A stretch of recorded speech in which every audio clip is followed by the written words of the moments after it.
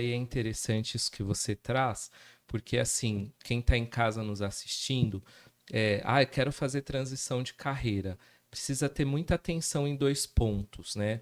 Que nem a Michelle trouxe, foi muito difícil sair de um lugar que eu estava muito bem, porque é fácil você querer sair de um lugar que você não está bem, né? Então, quando você não estiver bem, e de repente falar, eu quero fazer transição de carreira, precisa ter muita atenção, Isso. né? Se por detrás, às vezes você fala, eu quero mudar de carreira, mas será que às vezes uma mudança de setor não resolve?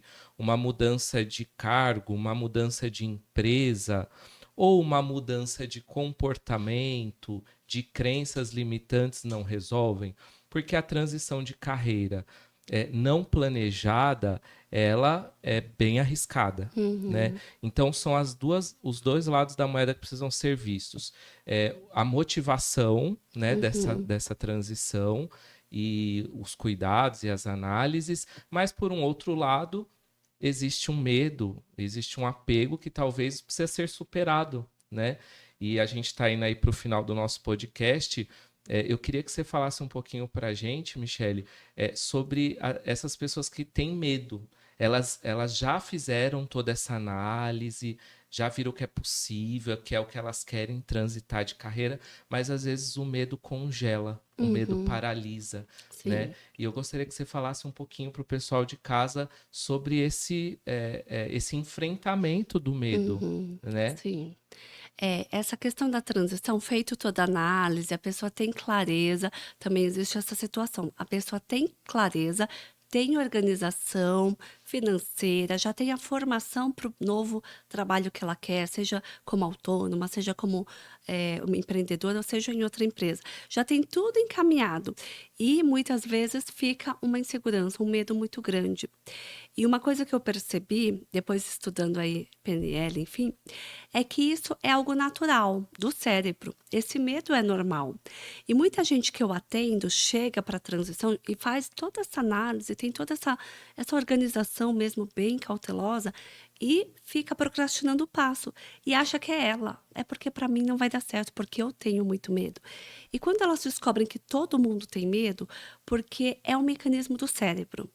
O cérebro, ele vai sempre buscar aquilo que é seguro. Só que o cérebro é como uma máquina, é como um computador, que se você põe uma programação, ele entende que tem que rodar aquela programação. Se a programação for boa, então digamos assim, se for uma música ruim, ele vai rodar. Se for uma música boa, ele vai rodar também, Independente, né? independente.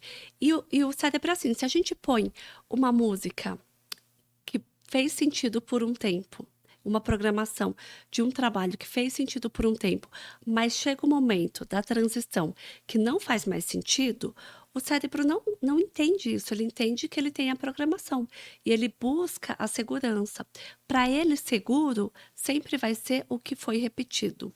Então, esse é um mecanismo digamos assim, é a forma que o cérebro roda. Ele não sabe o que é bom para você, o que não é. Então ele vai falar: "O que que vai ser bom?", o que o Douglas sempre faz. Por isso que quem tem o hábito de não praticar atividade física, quando vai começar a praticar, é muito difícil, porque o cérebro vai buscar, pra entre aspas, para a zona de segurança, para a zona do hábito antigo. E a mudança, a transição de carreira também é isso. Por mais que você já entendeu que é bom, o seu cérebro não entendeu. Então, essa informação de que esse novo trabalho é bom, o cérebro só vai ter essa informação quando você for. Quando você for, repetir, ir várias vezes, depois de um tempo, ir vai ser leve, ir vai ser automático, porque você gravou a nova informação para o cérebro. E muita gente não entende isso, que esse mecanismo do cérebro é do cérebro, é de todo mundo. E aí fica achando que é algo dela. Eu tenho medo, eu sou mais medrosa que os outros. Então, como eu sou medrosa, tudo vai dar errado. Então, quando quebra esses equívocos e quando ela percebe que está tudo alinhado, por isso a importância de um direcionamento, quando ela percebe que está tudo alinhado, que ela está pronta para dar esse passo e que esse medo não vai passar, ela tem que ir com medo mesmo, ela consegue ir. E aí ela dá o passo e faz isso de uma forma muito assertiva.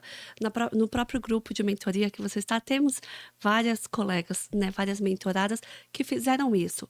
Mas a primeira vez que elas chegaram era assim: eu quero começar a empreender.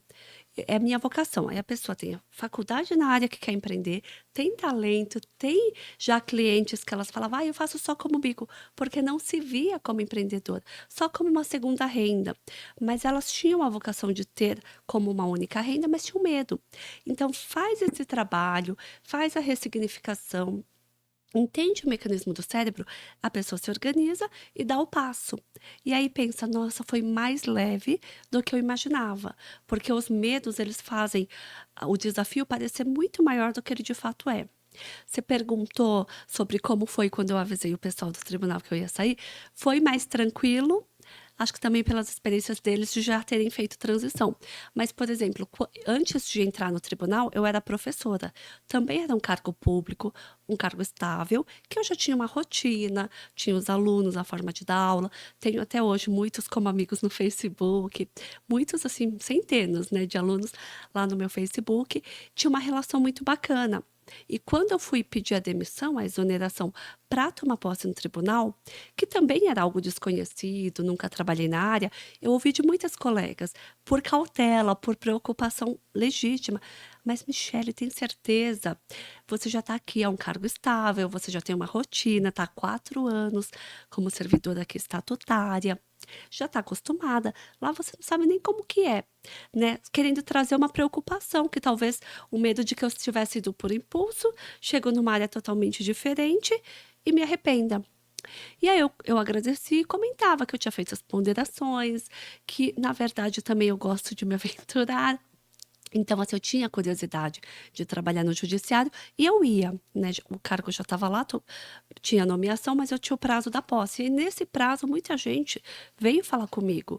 E aí, e muita gente falou também: nossa, eu já quis várias vezes sair dessa profissão, porque tem as coisas muito boas, que é a vocação, mas também tem coisas que precisam melhorar, né? Então, algumas pessoas falaram para mim: eu já quis sair há muito tempo, mas eu não saio porque eu tenho uma segurança, porque eu tô aqui há anos e porque é uma experiência que eu já tenho. Então, existe também essa busca do seguro.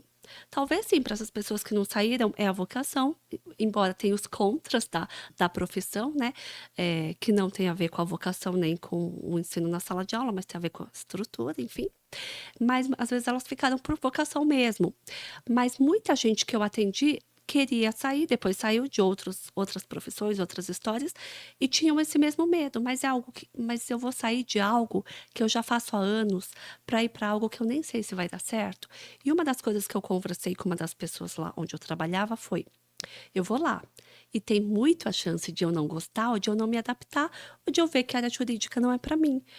Eu vou ficar calma, vou trabalhar lá e presto o concurso de volta para dar aula, que eu já sei que dá certo, que eu já tenho experiência. Então, assim, é um preço a pagar? É um preço a pagar. Se eu vou lá, não gosto, presto de novo um concurso, tem que estudar. Mas a vida é isso, é gostar de pôr energia. Então, o problema muitas vezes é quando as pessoas falam: mas se eu fizer isso, eu vou gastar mais energia, eu vou ter que estudar de novo. Mas estudar de novo não é um problema. Quando você entra nesse flow de que demandar energia do cérebro e aplicar é algo que, na verdade, só expande. É algo que, na verdade, quando você trabalha mais, você ganha mais energia, né? Quando você fica muito estagnado, tudo é muito mais dificultoso.